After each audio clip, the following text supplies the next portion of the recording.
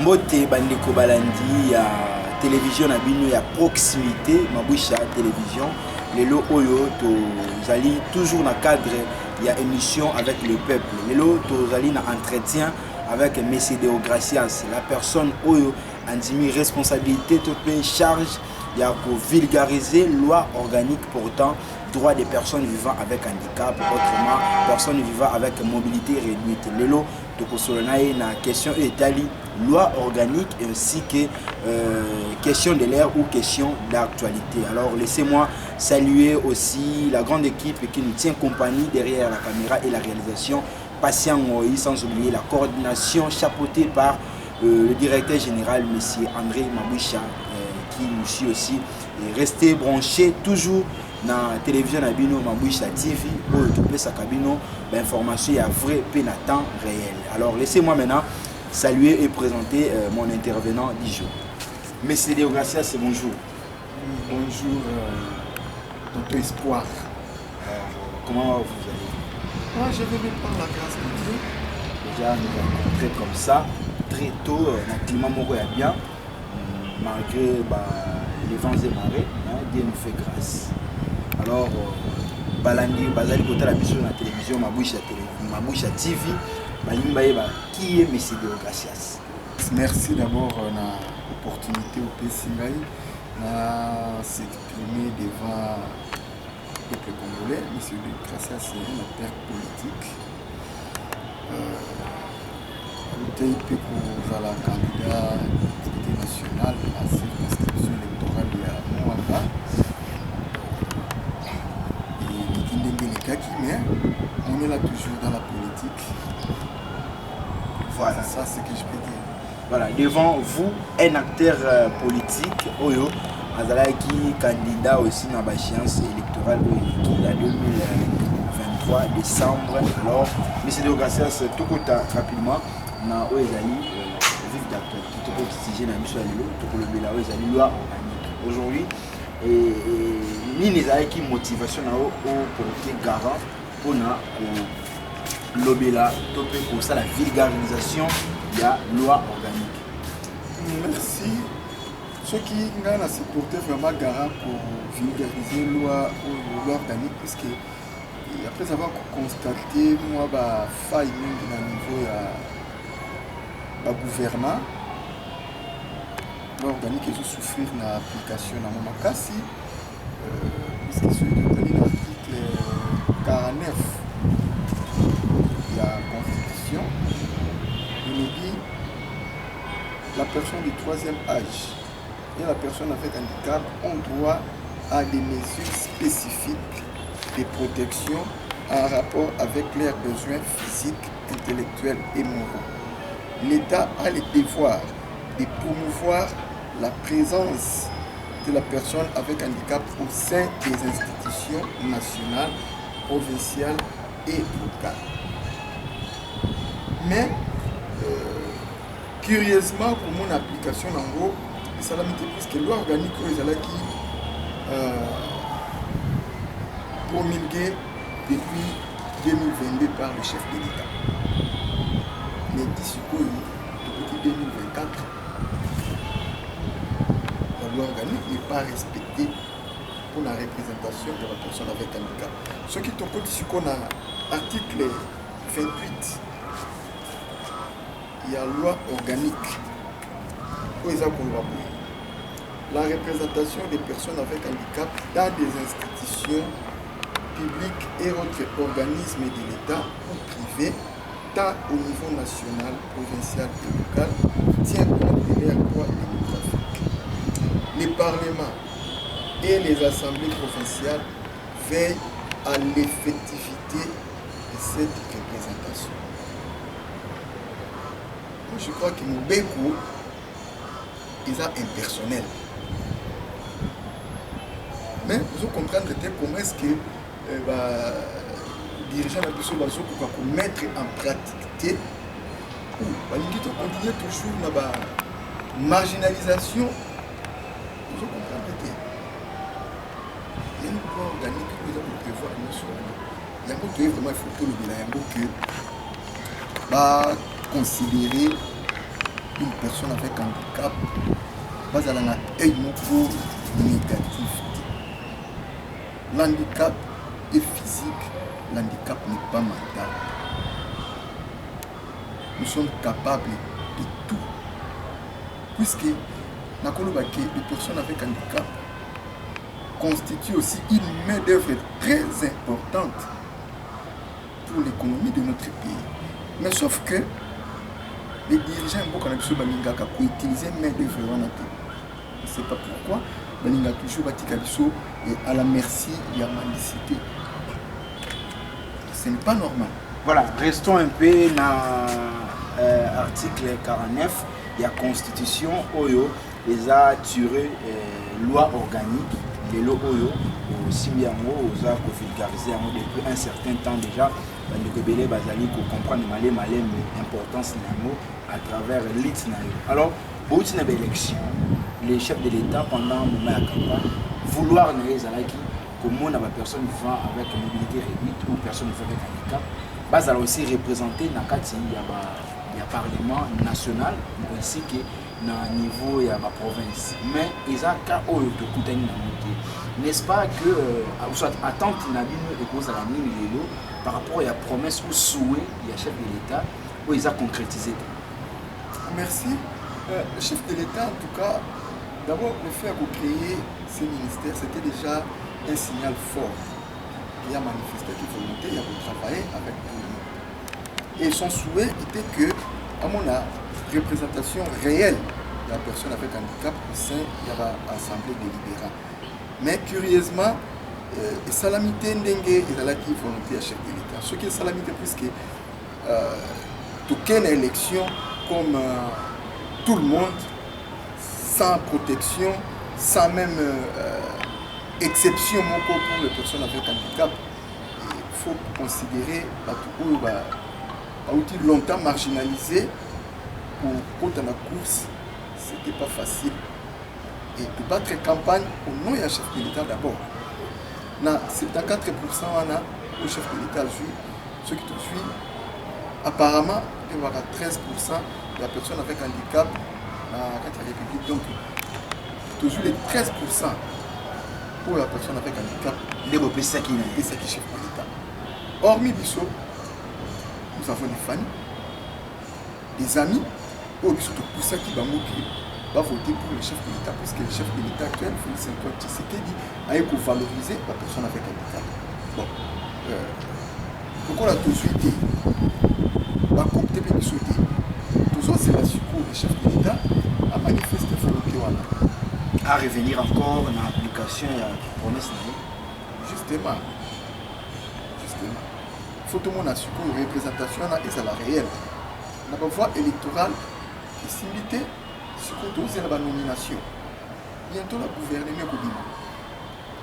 Tu as dit qu'il y a un ministère, personne avec handicap. Mais ce qui est OK dans la logique, il y a article 28 de l'organique, c'est que tu as un ministère. Il faut tout le monde appeler présence de la personne avec handicap dans d'autres ministères. Comme dans la présidence, bien évidemment. Un conseiller chargé de la personne vivant avec handicap. Juste la présidence. Il faut vraiment. La DG. Il faut vraiment les chefs de l'État à servir l'exemple sur ce point-là. Tout le monde dans le cabinet, il y a beaucoup de conseillers dans la matière. Là, tout le monde est conseiller chargé des personnes avec handicap. Il y a personnellement, je sais que le chef de l'État a créé conseil. Et bientôt, le gouvernement, tout le monde a fait représentation mise à la réelle. Et nomination qu'on a portefeuille de l'État. Tout le monde a un beau. Même à niveau, il y a Parlement, Assemblée nationale, Assemblée provinciale. Tout le monde a fait bonne volonté. Na kati ya cabinet.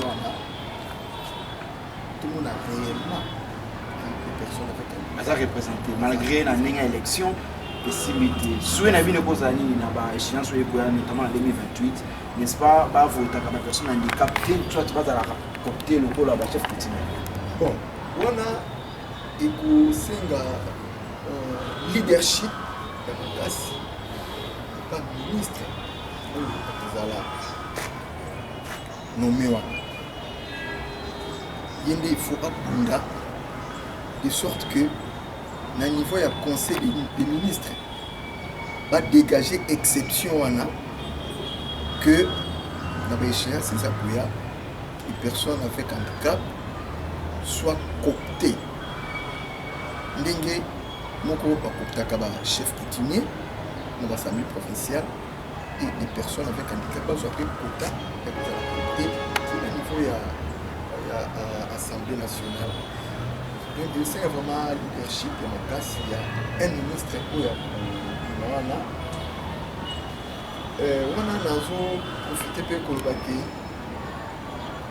omoni na mandat oyo eleki Madame Irène Sambo, elle a travaillé puisqu'elle a trouvé un ministère vide, mais elle a fait quand même quelque chose.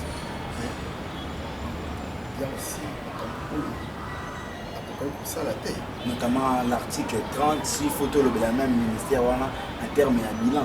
L'article 30, il y a loi organique, Oyo, les allez qui vraiment représenté non inactifs. Les allez qui vraiment respecté, puisque ce côté l'article 30, il y a loi organique. Il est demandé au ministre de créer un conseil national consultatif par lequel écouper ça y est vision à une banque de données. Il y a des personnes avec handicap qui sont intégrées ou qui a pu présenter en gros soit devant le Premier ministre ou soit devant le chef de l'État pour qu'il ait facilité le chef de l'État, le Premier ministre, n'a pas nomination comme ça là. Il y a des personnes avec handicap capables. Chose qui est dans le mandat où il pas Madame Irène, qui pour ça là, il a été peut-être soit beaucoup. Des fois ministre, qu'est-ce qu'on peut retenir des fois ministre à la tête, il y a ministère délégué. Personne à la tête autrement que Madame Irène Tessambo. Les connabines un peu personne avec handicap, mais apparemment il a remonté ça. Oui, c'est l'un des points qu'on a évoqué. Et puis point monsieur, ça fait très mal. Ce que je suis dans l'Ingola, on a un centre Mouchi, la personne avec handicap, on a des défendre. Baya pour déloger Bango depuis le mois de décembre. On va passer dans la belle étoile.